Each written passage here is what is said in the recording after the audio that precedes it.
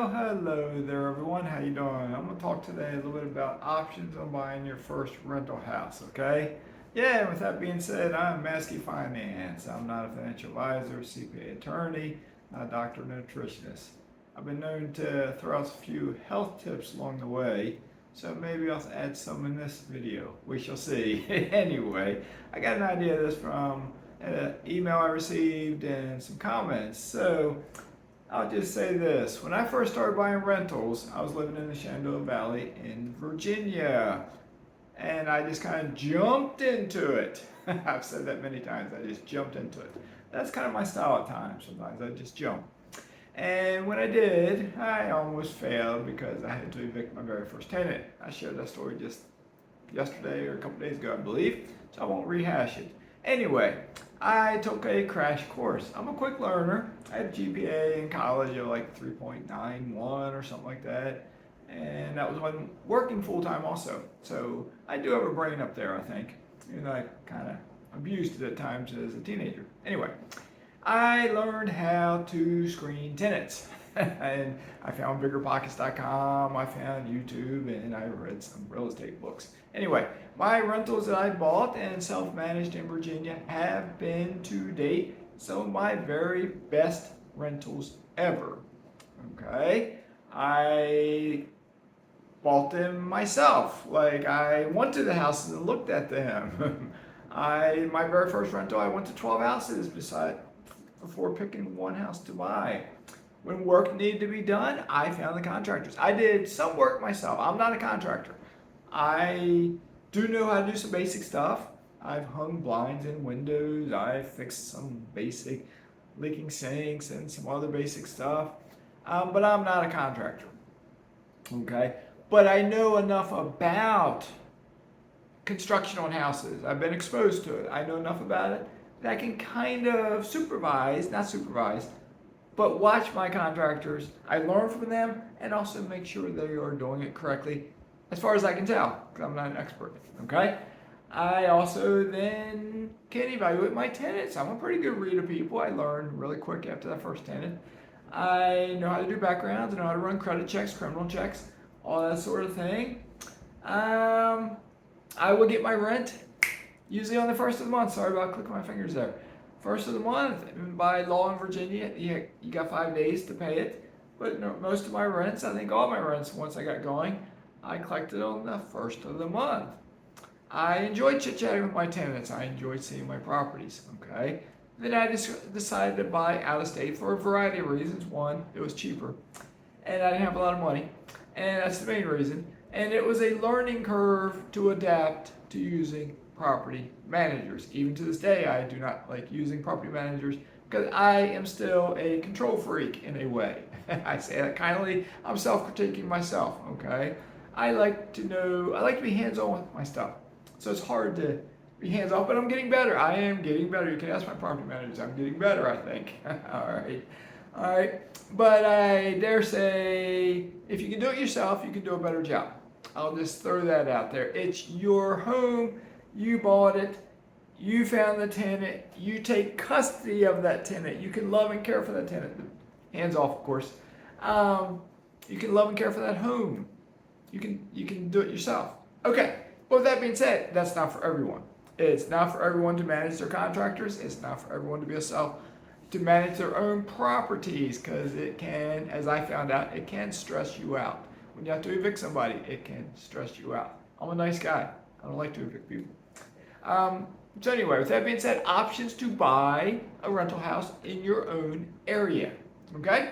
A couple good things about this. When you go buy the home, just like I did, you can be the one, you can handpick by interviewing in person if you want, email, texting, Zoom, whatever, your own real estate agent. You don't have to go from someone 1,000 miles away that you've never met, may never will meet. You can sit down face to face. You can go to properties with your real estate agent.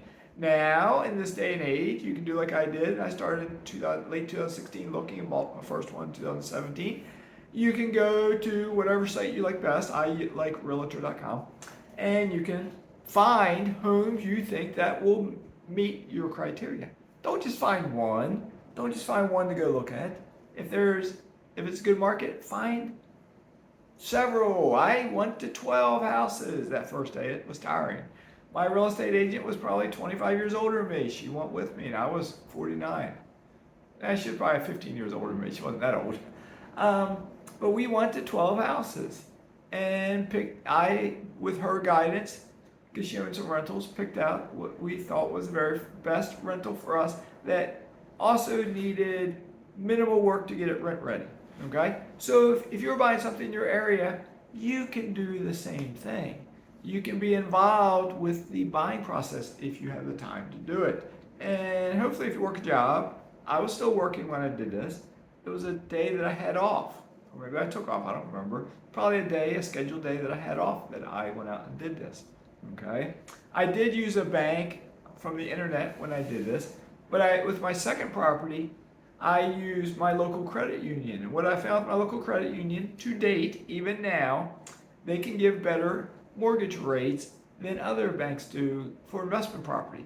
I have one mortgage through my credit union. I haven't talked to them in recent months. I talked to them, say, a year ago. Interest rates were high when I talked to them. I do have an adjustable rate mortgage with them for reasons I won't get into it in this video. Okay, so I talk to them periodically.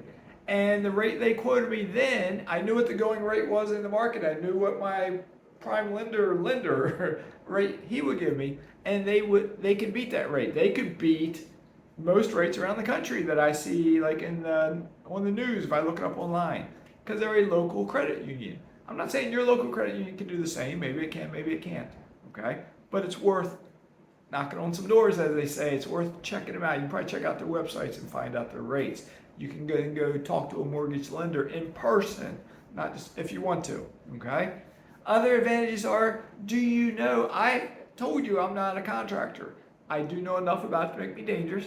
I did oversee the complete renovation of a triplex I used to own, inside and outside, plumbing, flooring, fixtures, toilets, sinks, refrigerators, stoves. I get a military discount, so I went to Lowe's. I buy the stoves, I buy the refrigerators, I buy the toilets, and I got the military discount. I bought the flooring, luxury vinyl plank.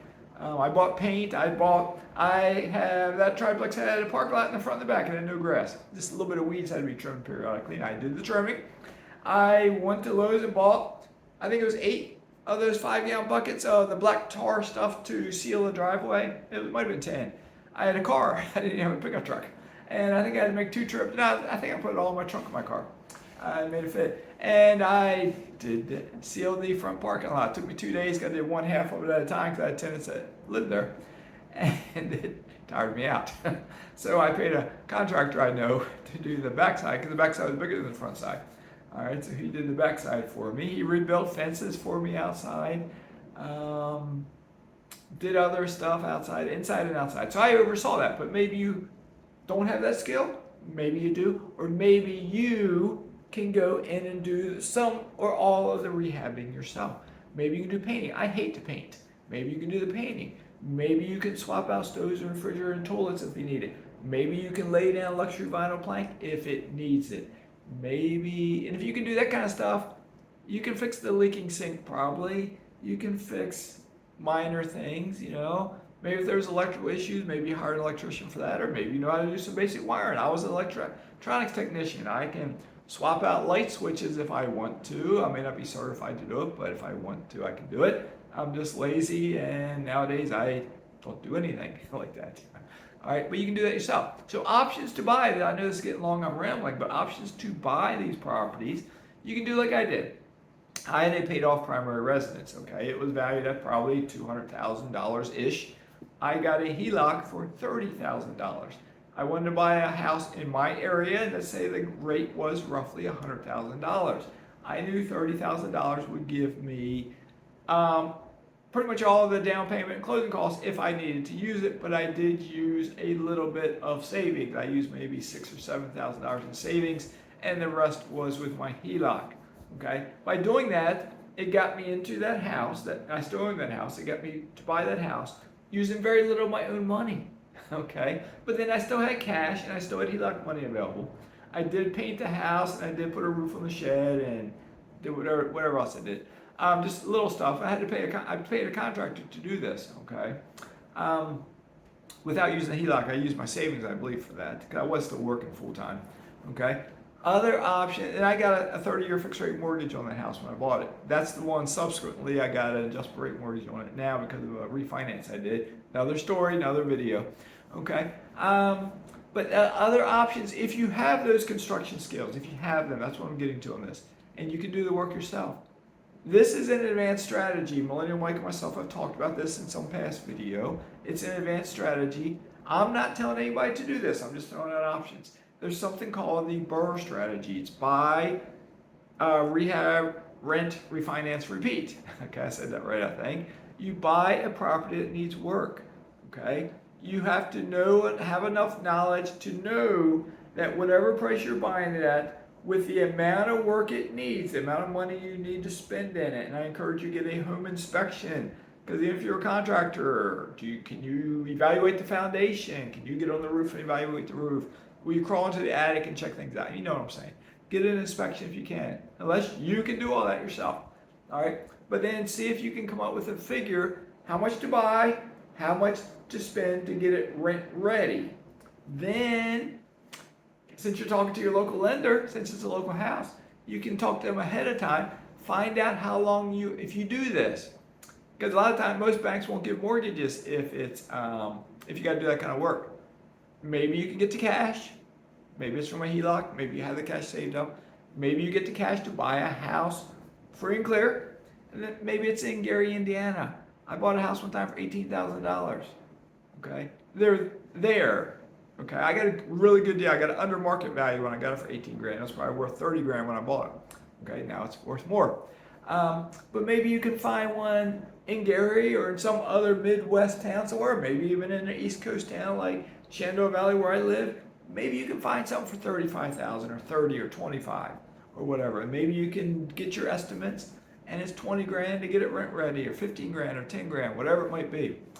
And then if you do that and say you got the cash, you got access to the cash, maybe it's private money, maybe it's hard money, maybe it's HELOC money. If you got access to the cash, if your bank, your lender is willing to do it, maybe you can get a mortgage on the property. At most banks, not always, most lenders will require a seasoning period. If you buy it on January 1st, they may say you need 6 months of seasoning. They may say 6 months from the date of purchase. Maybe it's 6 months from getting a tenant in place. Whatever. I've done a couple different times, been different for different lenders have different requirements. Okay. Then what you do is a couple things. You apply for a refinance. Now you've bought this house free and clear, right? But now you've bought it, you rehabbed it.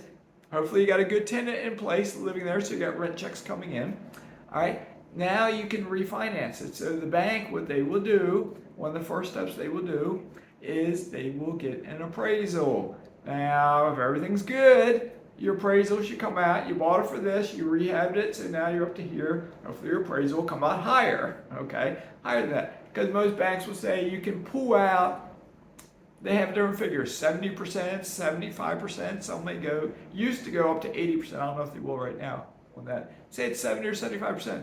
If your appraisal value is 100 grand, maybe you get a mortgage for 70 or 75,000.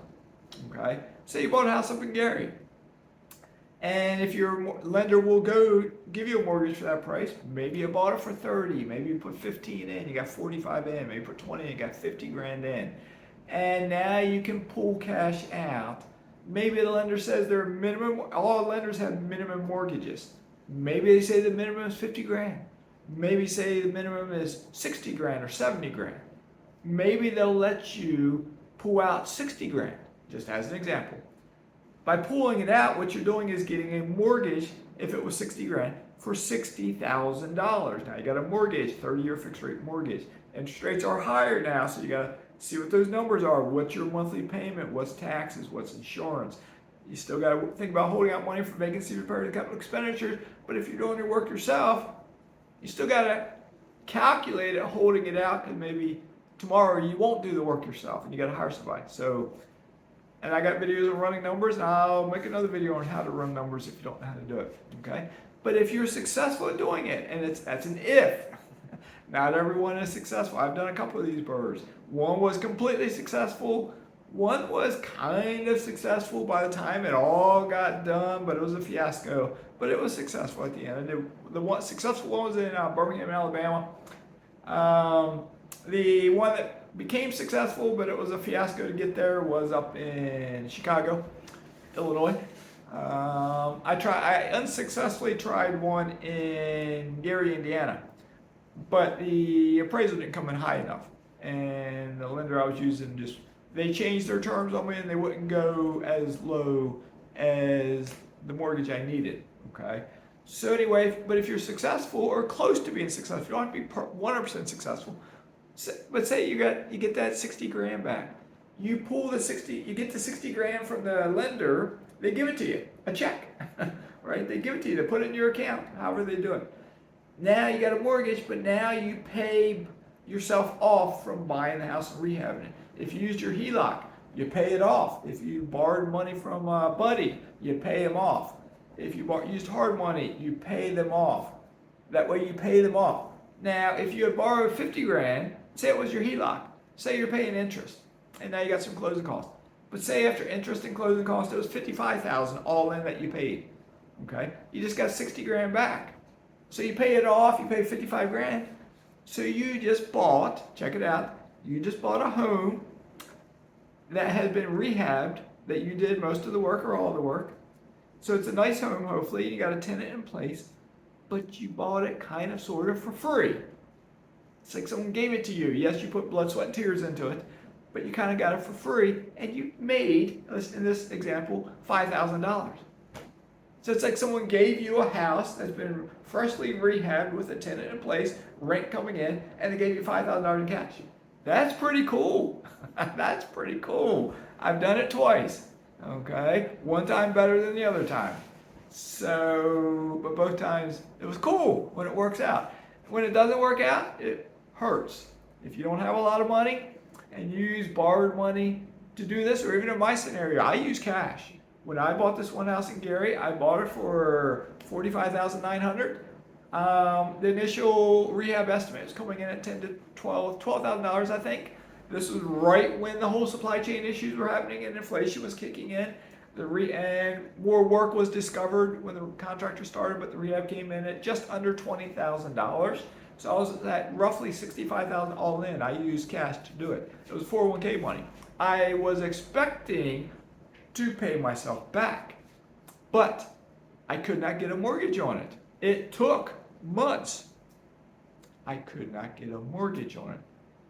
And that means all that cash is sitting in that house. I haven't tried since, and interest rates have gone up, and I'm in a better situation now, and I wouldn't mind pulling the cash out, but at the same time, I'm at the age, I kind of like having some houses that are paid off free and clear. I got like 2 in self-directed IRAs paid off, and I got 3 others paid off. I kind of like that little safety cushion. Maybe I sell all my ones with mortgages, and I got a couple paid off houses, and I stay here in the country of Panama, and I can live cheaper, and life is good. So we'll see. So that's a couple options there. Bar strategy, HELOC.